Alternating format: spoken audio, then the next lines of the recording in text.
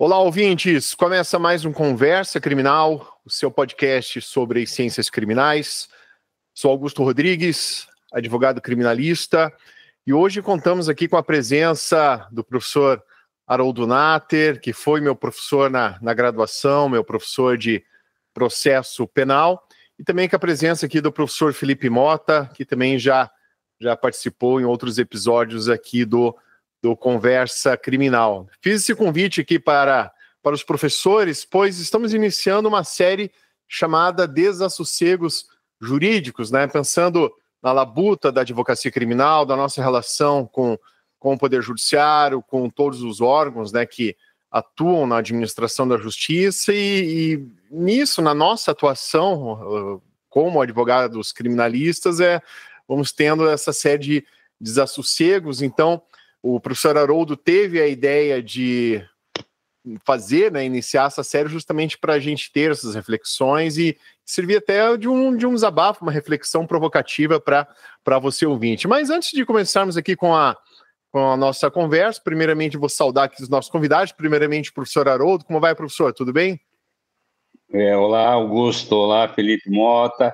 É uma grande honra novamente poder participar aí do podcast e trazer aí a baila, né? Como você falou, eu tive a grata satisfação de, no ano passado, ter o nascimento do meu neto, né? E eu comecei a fazer uma releitura de alguns livros, assim, quero passar para ele alguns livros que foram importantes na minha formação, e dentre esses livros que foram importantes na minha formação, né, enquanto pessoa, enquanto advogado, enquanto ser humano que de alguma forma expõe, né, as opiniões, as ideias, né, perante o seio social, né, eu reli um dos livros, né, do Fernando Pessoa, né, na alma, eu digo, do Bernardo Soares, né, que é um semi-heterônimo dele, né, que é o livro do Desassossego, né, e o livro dos Desassossegos, né, ele trazia algumas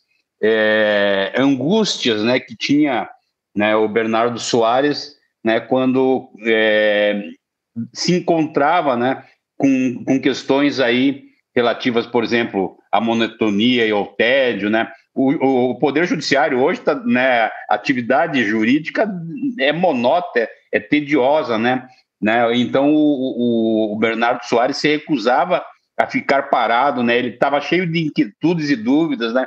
As pessoas falando reiteradas coisas, né, sobre temas que já eram absolutamente obsoletos, né? E isso causava um desassossego nele, e ele, né, como forma de sanar esse desassossego, ia na busca de algumas soluções, né, para essas inquietudes, né, para essas ansiedades que a vida cotidiana, né, no ambiente em que ele vivia, causava na alma dele. Então, a ideia do Desassossegos é bem essa que você disse, né, de uma certa forma, a gente poder manifestar, né, os nossos inconformismos no exercício da atividade, né, de advogados que somos, de professores que somos, né, com as reiteradas manifestações, né, do Poder Judiciário, do Ministério Público, de Polícia Judiciária e dos próprios colegas advogados, que não tem mais sentido ser, né? Então, tem muita coisa que as pessoas repetem sem nenhuma reflexão, né? E o advogado, né, e eu sempre digo isso e recebo muitas críticas por isso, né, são os verdadeiros responsáveis pela evolução, né, da compreensão, né, das regras jurídicas vigentes, né, tendo em consideração, né, que o direito, né, se é uma ciência de natureza cultural.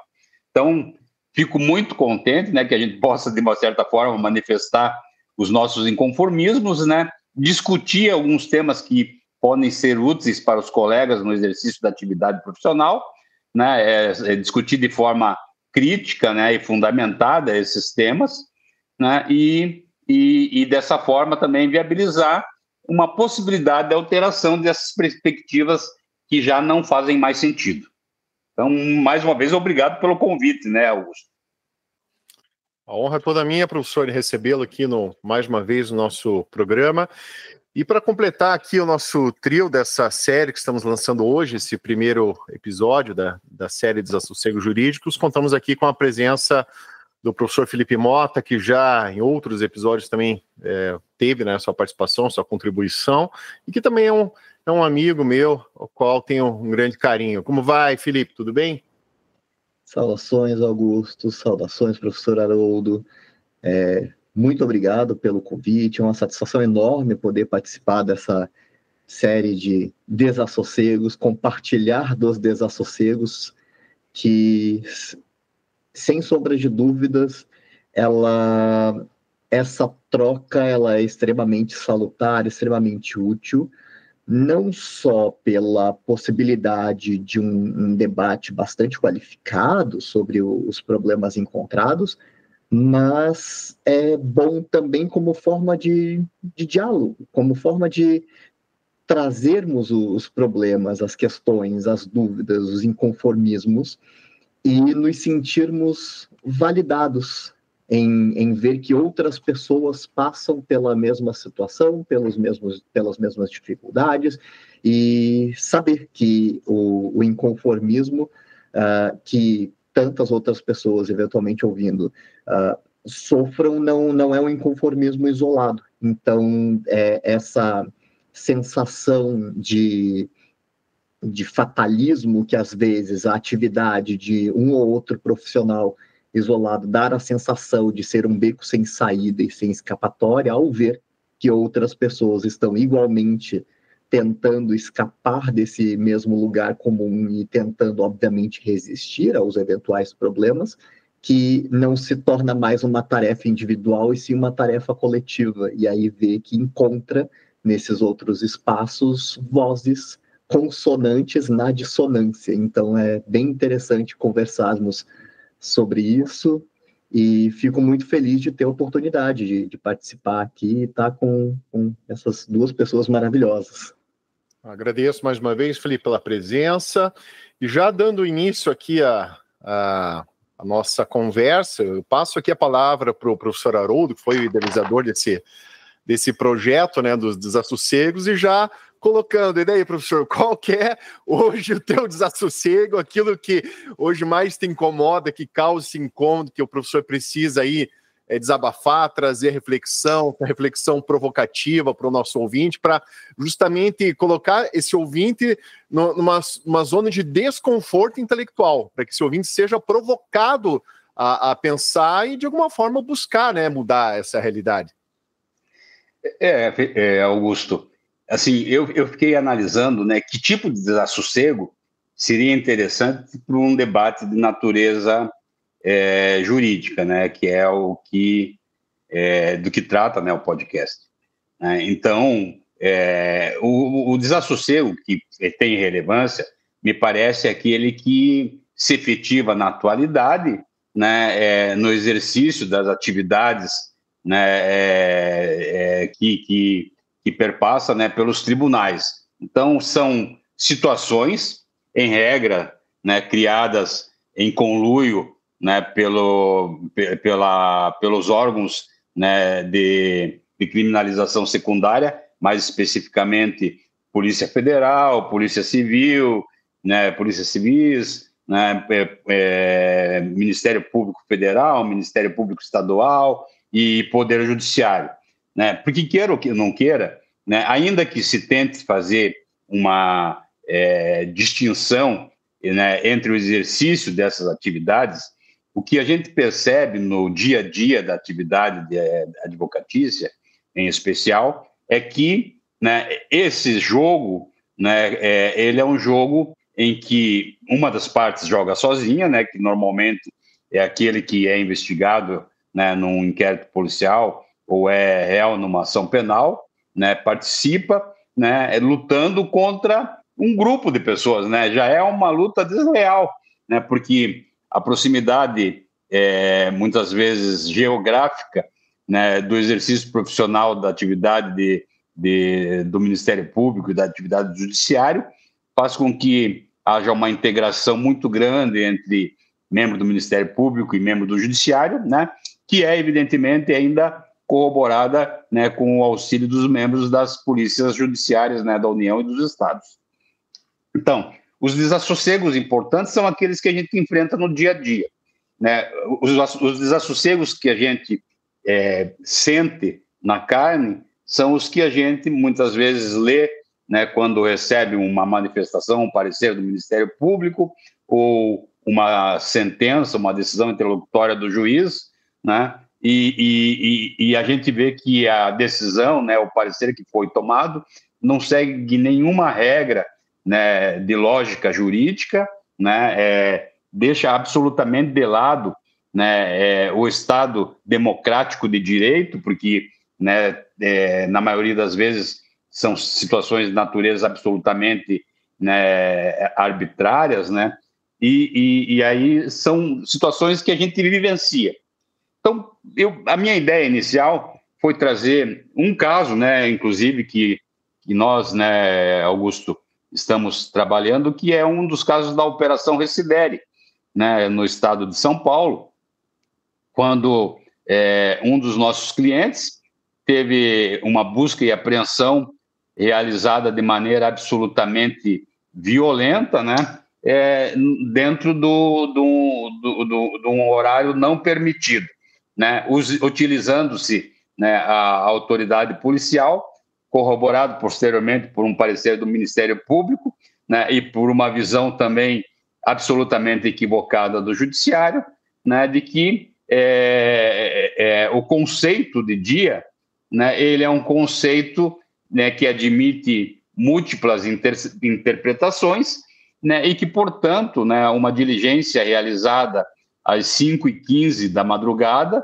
né, quando já existe uma relativa claridade, né, ela não é ilegal, né, porque o conceito de dia utilizado, né, por essas pessoas, né, é o conceito astrofísico, né? Então, né, a luz solar é que define a questão de dia e justamente a possibilidade ou não de se iniciar uma diligência, né, às 5h15 da manhã, né, e ainda não seguindo os procedimentos fixados, né, pelo Código de Processo Penal. Então, o mote da nossa conversa hoje aí é o conceito de dia, né, o desassossego que nos causa o conceito de dia, né, em razão de decisões que são tomadas, né, pelos tribunais, né, pelo judiciário de primeira instância, né, alguns tribunais de segunda instância, né, tribunais regionais, tribunais de justiça, né, que corroboram, né, e violentam até o conceito, né, da função, né, do direito processual penal, né. A coisa mais fácil que existe para que se cometam arbitrariedades é a inexistência de lei, porque daí se faz o que se quer, né? Então, no Estado democrático de direito, as normas processuais, né, são normas de garantia do cidadão, né, são normas de proteção, e elas têm uma função, né, que é a de contenção e de redução do poder punitivo do Estado. Então, é a partir daí que talvez a gente possa iniciar a nossa discussão. Justamente, uma coisa que até uma conversa que estávamos tendo hoje, né, a respeito da constrição patrimonial de um dos nossos clientes, em que o Código de Processo Penal, ele coloca ali uma limitação, né, tem ali um limite, salvo engano, acho que são 60 dias, né, a partir da constrição, que o Ministério Público tem que oferecer a denúncia, e não havendo, né, oferecimento dessa denúncia, está ali no Código que essa constrição deveria ser levantada. Daí a discussão que estávamos tendo, nesse caso até que o Felipe trouxe, que muitas vezes o judiciário entende que aquela regra não é uma norma taxativa de prazo, muitas vezes o judiciário entende que é uma mera sugestão, e até o comentário que eu fiz, poxa, então, se entende-se dessa forma, com um dispositivo de lei que está trazendo ali uma garantia do patrimônio do indivíduo, do cidadão, se o dispositivo de lei ele pode ser entendido de uma forma elástica, assim, então o Estado de Direito é uma falácia. Qual é a proteção que nós, indivíduos, temos em relação à nossa liberdade ou à nossa propriedade, se pode ser de forma elástica, né, o entendimento dessas garantias? E para isso já aproveito também e passo a bola para o Felipe fazer esses comentários aí sobre os seus desassossegos. Nossa, gente, tem tanta abertura para a gente trocar uma ideia com relação a esses elementos. Talvez já pegando o gancho naquilo que o Augusto falava agora, talvez esse desassossego me lembre um desassossego de um jurista bem famoso entre nós aqui no Brasil, que deve ter encontrado isso e desde, sei lá, os últimos 15, 20 anos, tem tentado resolver este grande desassossego inaugurado pelo desassossego original. Nesse caso, eu estou me referindo ao Lênio Luiz Streck, que escreve, ele se debruça numa questão de filosofia da linguagem, num texto dele chamado Hermenêutica Jurídica em Crise, e este em crise, o M do em, entre parênteses, para dizer que são 2 títulos do livro, é uma hermenêutica jurídica e crise, ou seja, a hermenêutica jurídica produzindo crise,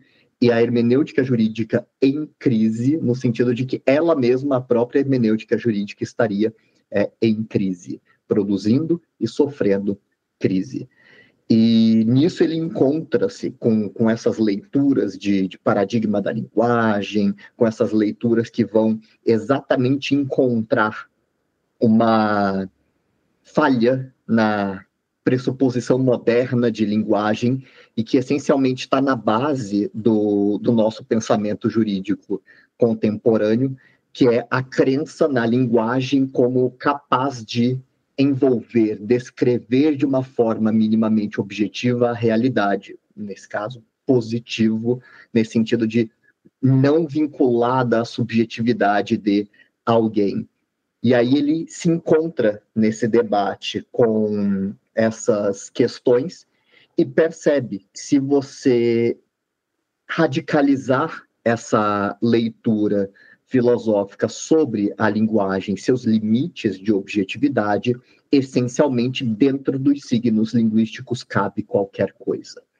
E qualquer coisa no sentido mais literal. O não vira sim, o sim vira não, o pode vira não pode, o não pode vira pode, ou seja, você pode colocar qualquer coisa ali, e no final das contas, quando você vai encabeçando essa discussão, você percebe que você não escapa, no final, de um cabo de guerra de poder. Ou seja, no final das contas, a linguagem, e nesse caso um texto normativo, por exemplo, uma lei, uma regulação, a Constituição, etc., vai dizer aquele que tem aquilo que a pessoa com poder de dizer o que diz aquele texto diz. Ou seja, vira mais uma disputa de poder e muito menos uma disputa objetiva sobre o significado daquele texto.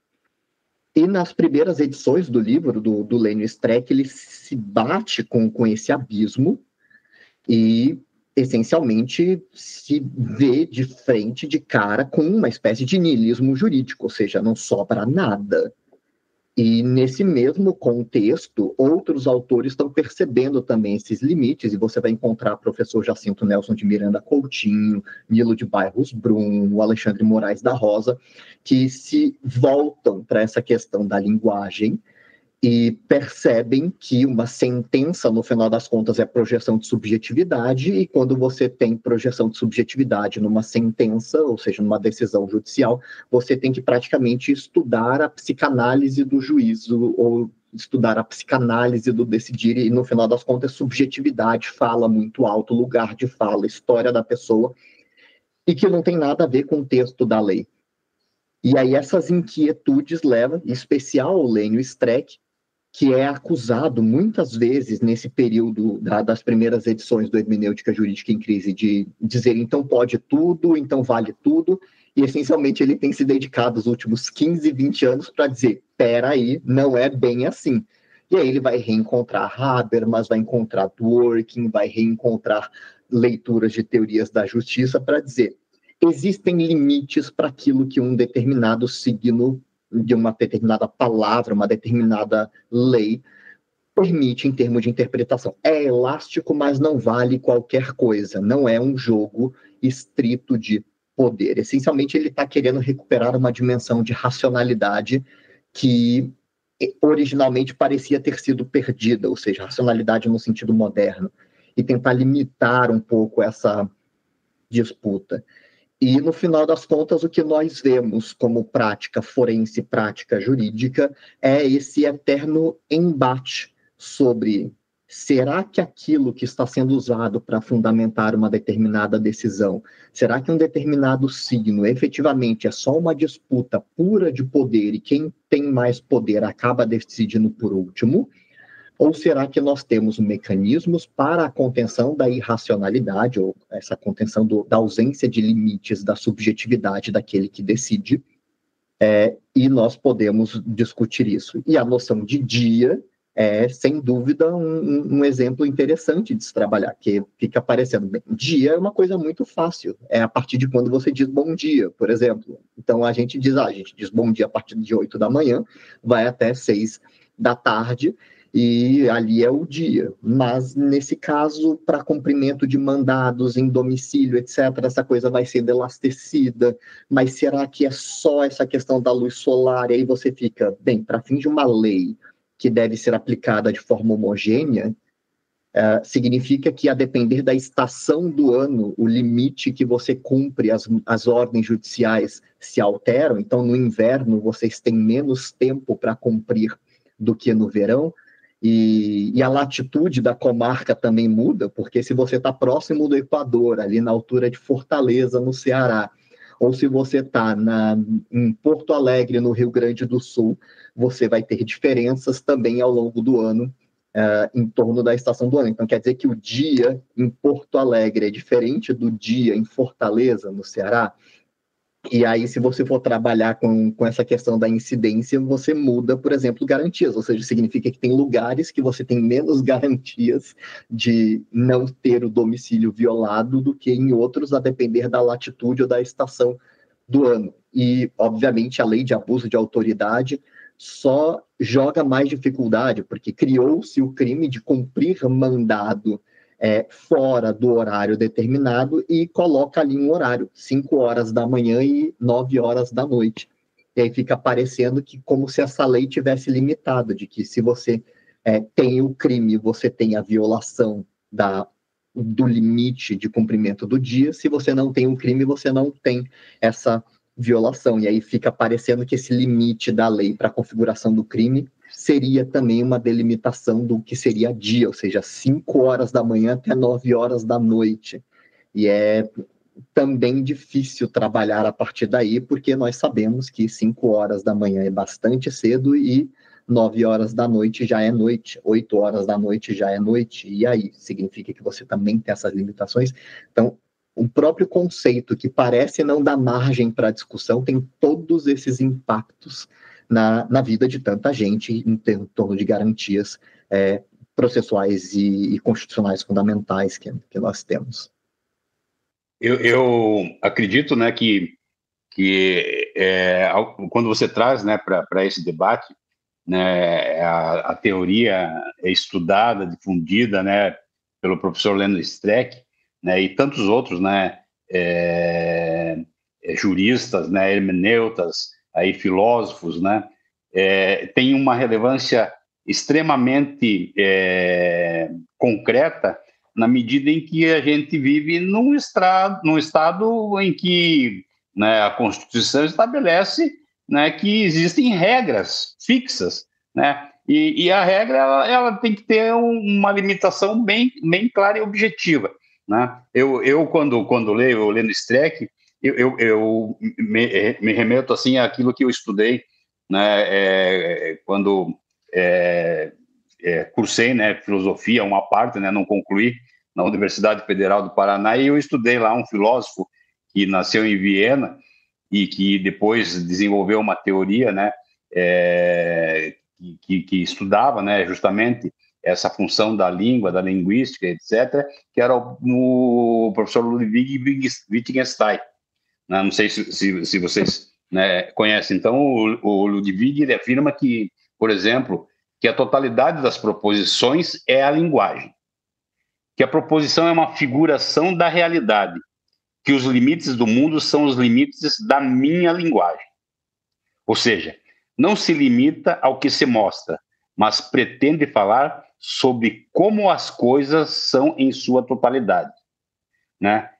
Sendo aí uma das figuras mais influentes da filosofia inglesa, o Wittgenstein produziu um sistema original de filosofia da linguagem, né? Eu até acho que essas inquietudes, né, esses desassossegos manifestados pelo professor Leno Streck têm gênese na filosofia da linguagem de Ludwig Wittgenstein, né? E talvez até a percepção passa, evidentemente, quando a gente fala de signo, de significante, de significado, né, pela psicanálise, né? E quando a gente fala aí de Jung, né, que escreveu aí um livro muito interessante que chama O Homem e seus Símbolos, né? E essa definição de dia, né, ela me parece que o conjunto de regras estabelecidas na legislação existente no país inviabiliza, né, que se estabeleça um critério diferente daquele que é o cronológico, né? Na minha percepção, né, essa possibilidade de discricionariedade, né, especialmente de uma autoridade de polícia judiciária que fica vinculada lá ao princípio estabelecido lá no artigo 37 da Constituição da República, né, que é o princípio da legalidade na sua modalidade estrita legalidade. Então, assim, a regra, né, estabelecida para a compreensão, né, para a elaboração do processo hermenêutico da nossa legislação, né, ainda que ela tenha lacunas em alguns ramos do direito, ela pode se perfazer de uma maneira bastante concreta, utilizando-se, né, noções básicas que estão lá na lei, né, de introdução às normas do direito brasileiro, por exemplo, né, lá que estabelece no artigo 4º, né, que quando a lei for omissa, o juiz decidirá o caso de acordo com a analogia, os costumes e os princípios gerais de direito. Então, nós temos regras, né, fixadas, né, para suprir esse conceito de dia, né? A gente não pode deixar, né, esse dia, o conceito astrofísico, né, que é o da luz solar. Então, quando tem um eclipse total, né, no meio da tarde não se executam mandados de busca e apreensão, né? Ademais, qual que é o objetivo ali do inciso 21, né, da Constituição da República? Parece que assim, que na maioria das vezes, né, os operadores, né, do direito, muitos dos operadores do direito não dão importância, né, aqueles princípios que vêm elencados na Constituição da República, né?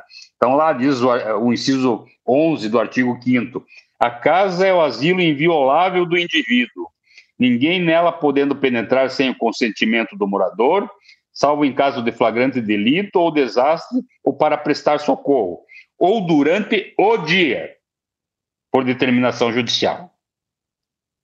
Né? Então, dia tem a ver com luz solar? Né? Esse dia que a gente está falando aqui, né, é o dia jurídico, né? E o dia jurídico ele tem que estar de maneira bastante objetiva para aquele que, inclusive, não sabe ler a lei, é feita para todos, né? E ela assim, de uma forma simples, né? Ela deve ser compreendida por qualquer pessoa, independentemente do nível cultural, do nível de informação, né? Do nível de conhecimento que essa pessoa tenha, né? Então, se a gente for ler lá a exposição de motivos, né, que levou à edição do inciso 11 do artigo 5º, dizendo que ninguém pode entrar, só pode entrar na sua casa com mandado, né, com determinação judicial, durante o dia, né? O que pretendeu o legislador proteger, né, com essa norma de natureza constitucional, né? É o descanso do trabalhador. Né? A ideia inicial, né, é que que fosse protegido o descanso do trabalhador, né? Porque 5 horas da manhã, né, evidentemente, né, um período em que o trabalhador, hoje eu acredito que boa parte da sociedade brasileira, né, esteja, por exemplo, descansando, né, dormindo, né, ou prestes a acordar, né? Então, a ideia, de certa forma, era proteger o descanso do trabalhador, né? Então, o que aconteceu? Com o passar do tempo, né, essa é uma das regras que se estabeleceu para proteger, né, as autoridades que praticavam, né, os atos, né? Sempre se soube que os atos seriam praticados das 6, né, às 18 horas, né, que está lá no Código de Processo Civil, né, no artigo 245, né? Então, diz lá, as buscas domiciliares serão executadas durante o dia, salvo se o morador consentir que se realizem à noite, né? E antes de penetrarem na casa, né, os executores mostrarão e lerão o mandado ao morador ou a quem o represente, intimando em seguida a abrir a porta, né? Então, essa é a regra básica para executar um mandado de busca e apreensão, né? E o artigo 212 do Código de Processo Civil diz: os atos processuais serão realizados em dias úteis, das 6 às 20 horas, né? A definição de dia está aí, né? E ela é a que deve ser aplicada, né, pela legislação processual penal, né? Que é omissa, né? Que não é exauriente como é a legislação processual civil. Então, a legislação processual civil, que tende, de certa forma, a garantir direitos disponíveis, fixa um horário, né, de 6 da manhã às 20 horas, né? Então, ela dá uma garantia, né, ao cidadão, né, relativamente a bens disponíveis, né? Imagine, né, o rigor que se deve ter quando a gente está tratando de bens indisponíveis, como é a liberdade do indivíduo, né? Então, é evidente que nessa perspectiva, né, ao meu ver, né, a ideia central deveria ser a adoção única e exclusivamente, né, por analogia desse critério, né, cronológico, né, e não dar à autoridade policial, né, porque isso vai variar de autoridade policial para autoridade policial. Vão existir aqueles policiais que vão achar que, de uma forma garantista, né, que as diligências devem, né, seguir o rito do 245 do Código de Processo Penal, né, e deverão iniciar-se a partir das 6 horas da manhã, podendo ir até as 20 horas, né, e terão aqueles policiais que acham que não faz diferença, né, se tiver luz, pode ser antes, e nem precisa bater, apertar a campainha, pode invadir, pular muro, arrombar a porta antes de falar com o morador, né, e que tem constitucionalmente tornado, né, a sua casa, o seu domicílio, né, a sua residência, né, porque também existem as diferenças, né, entre domicílio e residência na legislação processual civil, né, e que alguns interpretam, inclusive, de maneira diferente, tanto para justificar, né, as arbitrariedades que acontecem. Então, não há possibilidade da abertura de um espaço discricionário que possa dar essa plausibilidade de variação de conceitos entre os diversos delegados, né, que existem, né, no Brasil, né, quando vão executar os mandados, né, de busca e apreensão expedidos pelo Poder Judiciário, né? Então, quando o Wittgenstein fala que né, ali a linguagem, né, na filosofia da linguagem, obrigatoriamente esse processo de compreensão, né, da função da palavra, né, do significante, do significado, né, de cada signo, ela não, no espaço jurídico, ela não admite variação, né? Ela deve ser única, né, de forma a que todo mundo compreenda de maneira absolutamente clara e que possam ser evitados, né, evidentemente, os abusos cometidos, né, pelas autoridades, em especial as autoridades policiais, que são aquelas que são encarregadas, né, de promoverem a execução, né, das ordens judiciais, né, na maioria das vezes. Porque justamente estamos falando de segurança jurídica. A partir do momento que há um critério totalmente elástico, a segurança jurídica vai para o espaço e o Estado ele acaba dando ali a forma de tratamento para cada indivíduo a seu bel prazer ou conveniência. E lembrando que o direito processual penal, os direitos e garantias individuais que constam ali da Constituição, eles justamente servem para proteger o cidadão mediante esse monopólio de violência do Estado, do uso legítimo da força que o Estado tem. Então, diante desse monopólio, desse uso da força, é necessário limitar esse poder para que essa força seja ali utilizada dentro de um determinado regramento, com uma determinada segurança. Senão, o Estado faz o que quer. E daí, voltando, está lá um dos princípios do Estado Democrático de Direito, né? Justamente, o Estado brasileiro é um Estado democrático de direito, certo? Então, somos regidos por um direito, não é feito ao bel prazer ou conveniência, né, de autoridades de plantão. E emendando essas questões de desassossegos, além disso, o que vocês gostariam de comentar? Talvez eu queria até fazer um adendo, né? Porque, assim, o que eu percebo, né, nesses mais de 35 anos de exercício da advocacia, né, e mais de 30 anos de ensino, né, de direito processual penal, é que a maioria dos juízes, membros do Ministério Público, eles colocam num segundo plano, né, as regras mais básicas de direito.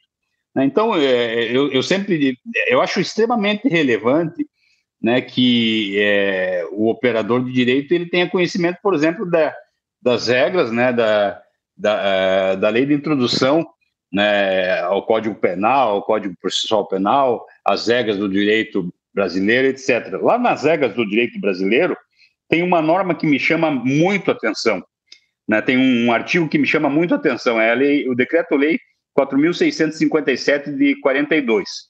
Diz assim: quando a lei for omissa, o juiz decidirá o caso de acordo com a analogia, os costumes e os princípios gerais do direito.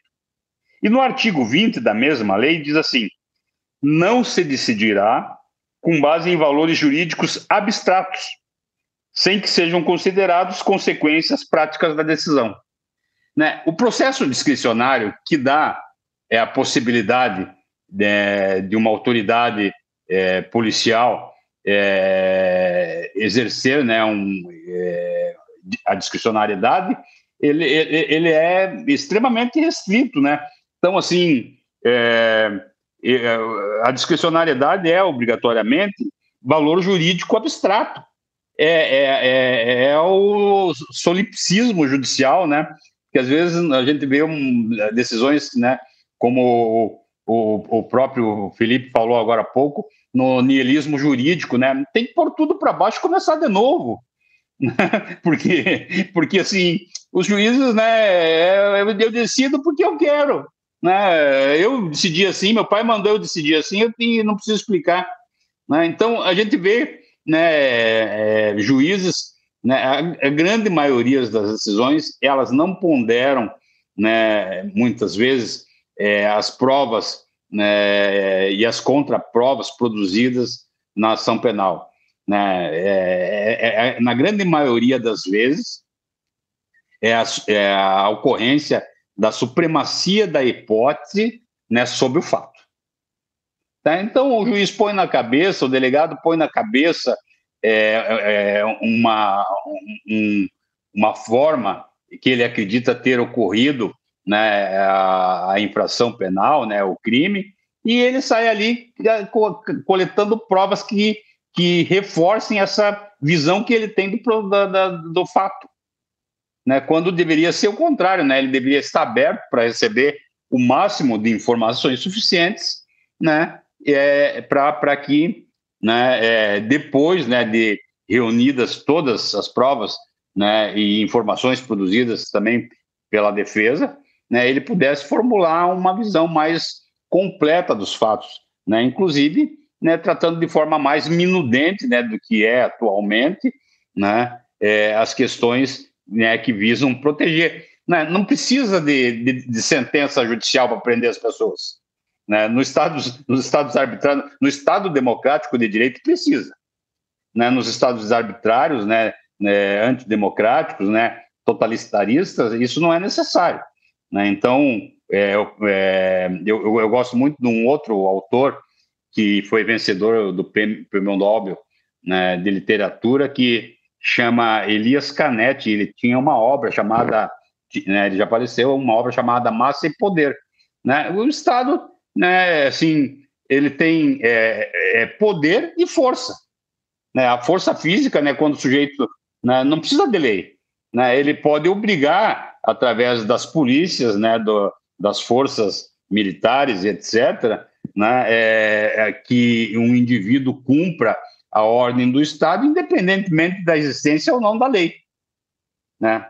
O Estado democrático vem justamente para essa necessidade aí de se conter, né, eventuais abusos que sejam cometidos, né, por aqueles que detêm o poder e que têm também a possibilidade de deter a força, né, que é o que acontece, né, quando o sujeito pratica um crime, né, se ele não se apresenta voluntariamente, né, expede-se o mandado de prisão, né, distribui-se lá para delegacia de vigilância e captura das cidades, né, e as pessoas saem correndo, né. Agora em São Paulo eu vi, eles têm lá a identificação né, digital das pessoas, né, então tem sido eficiente, tem prendido muitas pessoas que têm mandados, né, de prisão em aberto, né, mas assim, cada vez, né, tá mais difícil,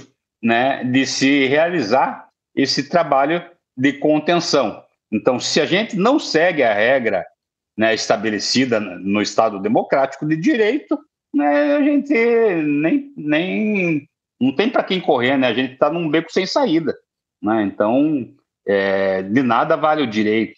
E a gente sabe todos os outros fatores, né?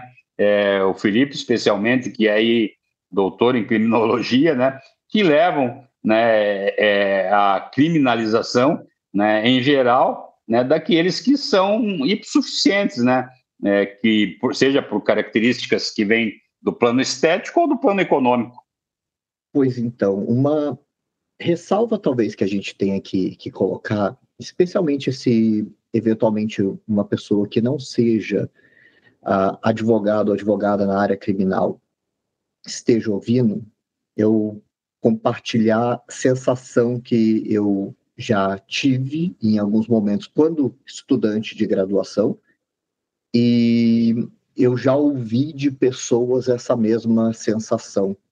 Quando você está na graduação de uma faculdade de direito qualquer, e você começa a estudar direito penal e processo penal, a sensação que você fica é: o acusado tem infindáveis garantias e o Estado, em sua capacidade de punir, perseguir, etc., ele é absolutamente castrado, ele está limitado na sua capacidade de exercício de poder ao extremo. E, no final das contas, tudo opera em favor de um eventual investigado, acusado e eventualmente condenado criminalmente.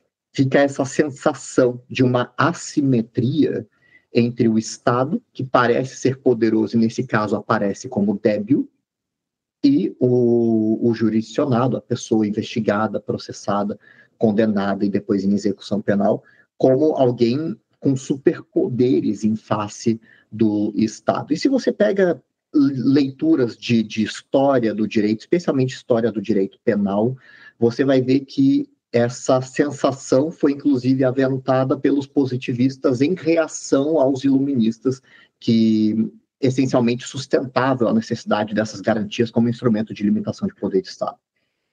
Mas então fica essa sensação. E, de repente, você começa a advogar na área da área criminal, e especificamente nessa função, na função da advocacia. E você vê o porquê da existência dessas garantias. É porque a prática do exercício de poder de Estado é assimétrica. Ela é profundamente assimétrica.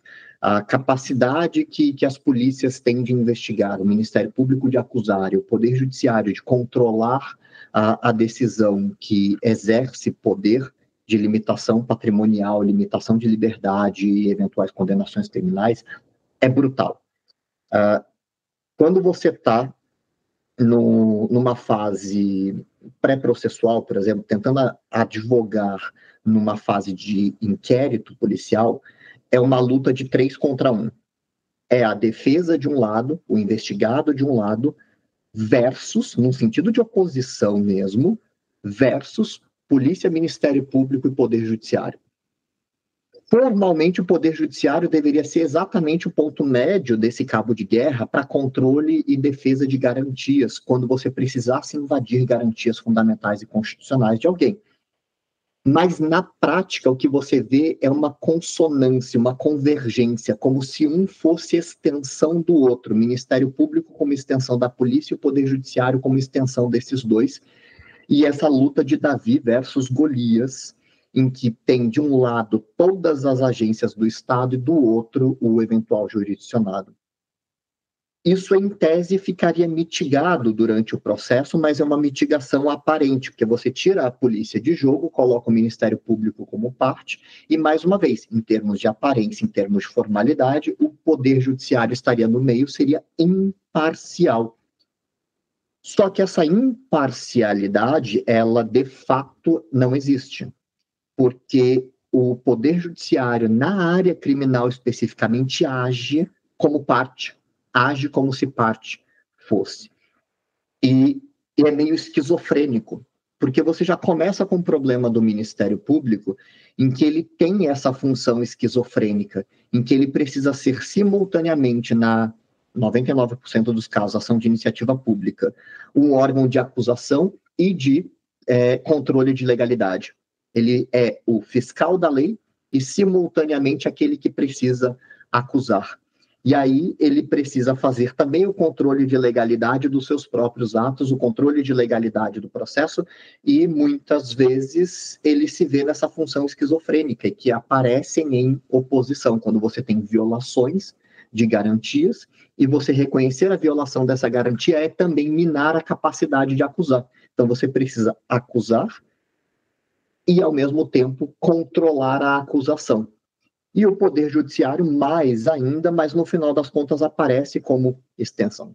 E aí as pessoas que não são da área podem achar isso exagerado. Quem está no lugar do advogado criminal sabe que isso não é nem um pouco exagerado, mas só para dar uns dados do que a gente está falando, 2 anos atrás eu fiz uma pesquisa, essa pesquisa ainda está em vias de publicação, deve sair esse ano num e-book de uma comissão da OAB Paraná, em que eu fiz o levantamento de dados de condenações envolvendo tráfico de drogas e condenações envolvendo outros crimes que não tráfico de drogas, distribuição espacial no estado do Paraná. O foco o recorte era o estado do Paraná. E aí, imaginem que uma situação que fica parecendo que o acusado tem todas as garantias do universo e o Estado aparece como débil. A média de condenações criminais no estado do Paraná, em todos os crimes, gira em torno de 80% a 82%. Ou seja, se você é acusado criminalmente, a gente não está mais num campo aqui das variações individuais.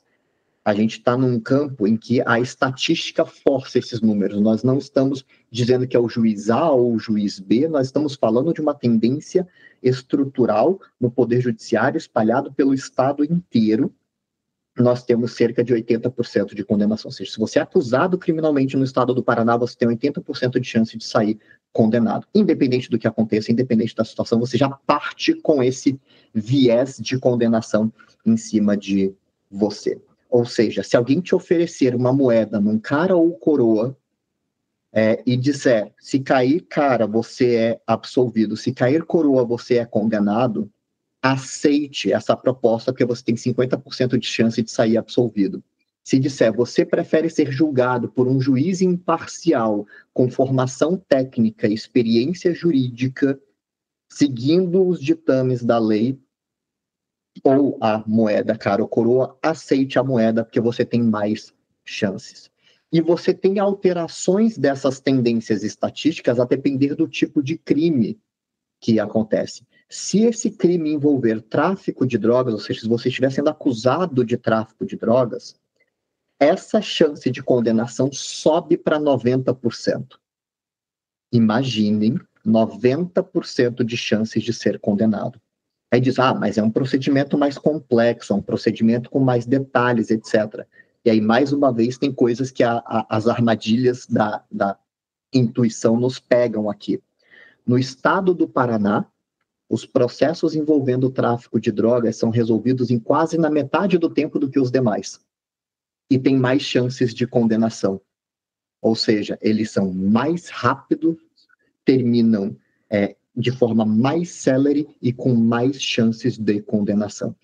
Então, quando você pensa num contexto de garantias, você tem exatamente a sensação de que é o acusado que tem todos os poderes no processo penal, quando, na verdade, ele está submetido a essa extensão. E a ideia da extensão do judiciário como extensão da acusação pode parecer desconfortável, especialmente quem atua nessas instituições, porque fica parecendo um ataque pessoal, não é um ataque pessoal, é um ataque entre instituições. Você vê em termos de funcionamento estrutural as instituições funcionando deste modo. E você vê, de fato, o Poder Judiciário tendo muito pouca capacidade de divergência do Ministério Público. Eu ainda gostaria de fazer essa pesquisa, uma hora eu vou fazer esse levantamento para ver, dentro das absolvições no estado do Paraná, quantas absolvições acontecem a despeito do pedido do Ministério Público. E por que eu digo isso? Que a maior parte das absolvições que a gente vê acontecendo é quando o Ministério Público, já em alegações finais, pediu a absolvição. Ou seja, o juiz essencialmente repete o pedido do Ministério Público de absolvição. É claro que a defesa vai pedir a absolvição. Mas quando a maior parte das absolvições, isso é uma hipótese, eu não verifiquei isso, mas se a maior parte das absolvições derivarem já do pedido do Ministério Público, você vai conseguir demonstrar que não se trata de uma hipótese, aí seria comprovado, que o Poder Judiciário atua na esfera criminal como uma extensão do Ministério Público. O Ministério Público pede, o Poder Judiciário defere. E fazer um levantamento de forma geral de em qual a proporção de casos em que o Poder Judiciário diverge do Ministério Público. Ou seja, o Ministério Público pediu uma medida cautelar, quantas vezes o Poder Judiciário indefere esse pedido do Ministério Público. O Ministério Público pediu em alegações finais uma condenação, quantas vezes a pessoa é absolvida em face desses pedidos. E aí começa a se perceber como há um contínuo, não uma ruptura, ainda que sejam instituições diversas, instituições independentes e independentes também entre si, você vê um contínuo, como se fosse um como continuidade do outro. Um pede, o outro defere, um pede, o outro defere. E isso deveria ser assustador para qualquer pessoa. E é o que nós vemos acontecendo na prática. No momento de inquérito policial, nós temos isso de forma mais exacerbada ainda, no 3 contra 1, e no processo penal, no 2 contra 1. E isso tem uma série de implicações e depois identificações faciais automatizadas, como estão acontecendo no estado de São Paulo. Tem tantas questões para discutir aí, vamos deixar isso para outro momento. Mas aproveitando, Felipe, essa questão, e a mesma percepção que eu tenho, que eu digo para o professor Haroldo também, de que muitas vezes o delegado, na conclusão do relatório, do inquérito policial, o Ministério Público segue simplesmente chancela a linha do delegado e o judiciário chancela a linha do Ministério Público. Então, justamente, é só ali vai tendo uma cadência de cada instituição, né, acabar chancelando ali o trabalho que a outra acabou fazendo, como se fosse um mero decurso burocrático. Mas, aproveitando esse teu comentário sobre lei de drogas, a gente puxando em especial a lei de drogas, que, lembrando, é a lei que mais encarcera no Brasil, a maior causa de encarceramento no Brasil é drogas, né? O artigo 33 da lei 11.343 de 2006. E o que é mais curioso, porque a maior parte dessas prisões por drogas, pelo menos nos casos que eu atuei, que eu tive contato em audiências de custódia, inquéritos e ações penais, não são prisões decorrentes de uma investigação da Polícia Civil, não são prisões decorrentes do DENARC, né, que seria a delegacia especializada ali na investigação desse tipo de delito. São prisões em flagrante, prisões realizadas pela Polícia Militar nas ruas do Brasil, das periferias, que muitas vezes o policial militar faz uma abordagem ali do indivíduo, pega esse indivíduo ali com uma quantidade X de drogas, né, e simplesmente conduz para a delegacia. Ele chega para o delegado, aquele depoimento ali como testemunha, como depoimento do policial condutor, e que esse indivíduo estava ali numa atitude suspeita, que demonstrou um certo nervosismo ao avistar a viatura policial, e estava ali transitando por uma área conhecida como de venda, né, de comércio de drogas, e por enquanto se presume que ele é traficante. O delegado nem procura verificar se há indícios, né, do tipo penal, da prática, né, dos delitos contidos no artigo 33, certo? Ali tem uma finalidade de comércio, né, da mercancia, nem verifica se ao menos ali pudesse ser concebido, né, ser um artigo 28, uma posse para uso, para consumo, e já indicia por tráfico, já coloca ali autuo flagrante ali, já com o artigo 33, manda para o Ministério Público lá basicamente só faz uma adaptação ali do relatório de inquérito, do auto de prisão em flagrante, tem ali depoimento dos policiais, que é só uma repetição do que eles já falaram em delegacia, e o juiz já teve situações de eu atuar, em que o juiz simplesmente só pega as alegações finais do Ministério Público só para fazer sentença condenatória. Então, é algo que a gente já vê que isso desde lá do policial militar que está na rua, em relação à lei de drogas. Então, tem essa ilusão, como você falou, do estudante de direito, de que o réu, o acusado, ele tem uma série de garantias, tá? Mas o que a gente vê na prática não é isso. Quem foi o juiz nesse fato foi aquele policial militar, que prendeu aquela pessoa e alegou, não, esse cara é traficante. Então, o policial militar deu a sentença. Porque depois isso vai para o Tribunal de Justiça, muitas vezes o Tribunal de Justiça mantém a sentença com os mesmos fundamentos. Então, a gente sabe, tem toda uma estrutura burocrática, mas quem está lá, o policial militar que abordou aquela pessoa e chamou de traficante, botou esse rótulo, né? Enfim, professor Haroldo, tem alguma consideração mais? Uma questão que me chamou a atenção foi essa colocação do Felipe, efetivamente, de que em determinados momentos ali, né, Polícia Judiciária, Ministério Público e Poder Judiciário contra o acusado, né, depois lá na ação penal, Ministério Público e Judiciário contra o acusado, né, e daí volta ali a ser 3 contra 1, Felipe, quando tem apelação, que daí o Ministério Público ele fala nas razões da apelação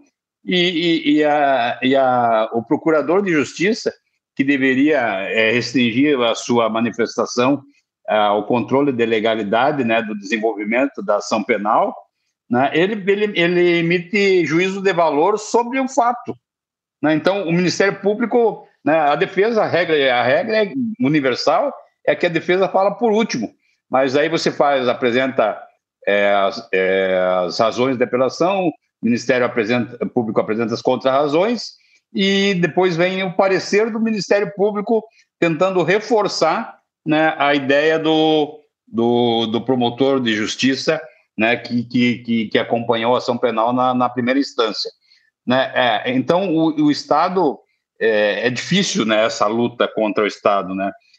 E essa situação, né, do seu trabalho, da sua pesquisa aí, ela me lembra uma outra frase aí do Fernando Pessoa, né, que numa poesia que inicia, o nome da poesia Veio Ter Comigo numa Rua da Baixa, né? E a certo ponto ele chega e ele faz uma referência assim, né? Falando sobre o sofrimento lá, né, do Álvaro de Campos, né, que é um dos, né, heteronômios dele. E aí ele diz assim: mas isso acontece a tanta gente que nem vale a pena ter pena da gente a quem isso acontece.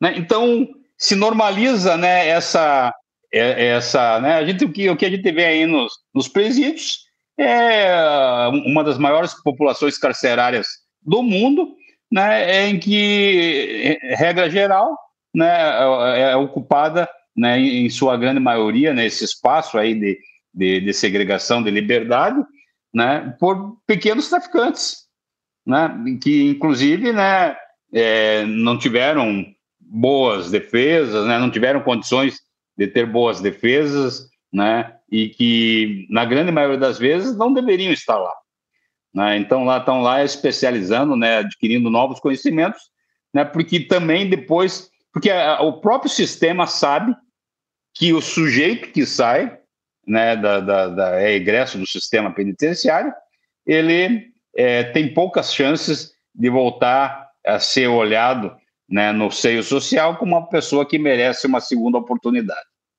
né? Então, talvez a nossa... a gente começou falando justamente sobre a questão, né, do conceito de dia, né, na eventual execução de mandados de busca e apreensão, né, e a minha sugestão aqui para que a gente também consiga deixar bem delineada, né, qual que é a nossa perspectiva nessa série, né, assim fazer uma ementa, né, da conclusão a que nós chegamos, né? Então, conceito de dia, impossibilidade, né, de fixação de um critério físico astronômico, critério legal definido em lei conforme lei de introdução às normas do direito brasileiro, né, Código de Processo Penal, né, Constituição da República, né, critério único a ser estabelecido, né, critério cronológico. Né? Não sei se essa é a ideia, né? Me surgiu agora que daí a gente encerra, né, esse nosso desassossego, né, buscando apresentar uma solução, né, para que ele deixe de ter continuidade, de persistir, né? Então a nossa conclusão é que o critério, né, me parece que aqui talvez todos nós pensemos da mesma forma, que o único critério plausível, né, e jurídico aceito, né, capaz de tornar, né, justa qualquer medida que se tome, é a adoção do critério cronológico como regra, né, que não pode ser afastada, né, tendo em consideração, né, a natureza de garantia, né, das normas processuais brasileiras. E com isso, com essa fala final do professor Haroldo, né, amarrando justamente o início dessa nossa conversa sobre esses desassossegos jurídicos, vamos caminhando para o final do nosso episódio, esse primeiro episódio dessa série, né, que espero contar sempre com a presença dos nossos convidados, já com participantes fixos desse quadro. E quero deixar aqui mais uma vez o agradecimento ao professor Haroldo, ao Felipe, e também deixar aqui o espaço aberto, né, para alguma consideração final, algum recado, alguma recomendação para os nossos ouvintes. Por favor, fique à vontade.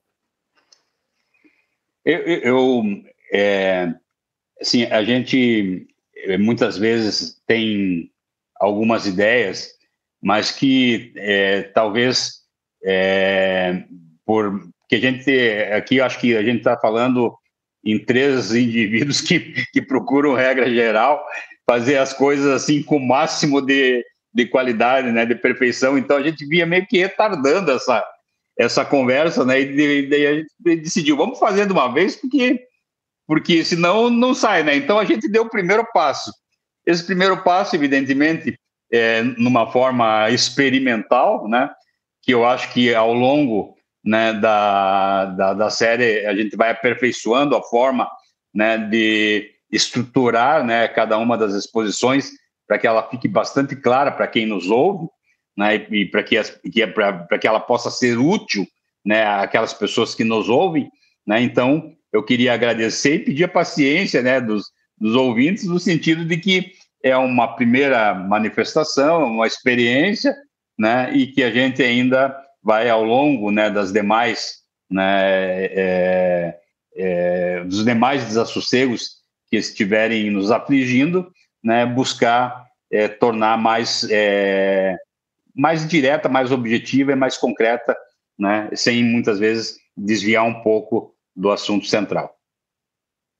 Eu agradeço, né, ao Augusto novamente pelo convite, né, agradeço ao Felipe, né, pela contribuição que ele sempre traz, muito erudita, né, é um acadêmico, né, indubitavelmente, né, e me sinto honrado, né, em poder compartilhar com vocês esse espaço aí. Vamos ver se na próxima vez a gente traz algum jurista aí que, como nós, também tenha enfrentado, né, ao longo da carreira bastante desassossego. Só posso assinar embaixo do que disse o professor Haroldo. Espero que seja a primeira de muitas dessas conversas que possam trazer um calorzinho no coração daqueles que militam na área da advocacia criminal, especialmente encontrando esses vários desassossegos do dia a dia.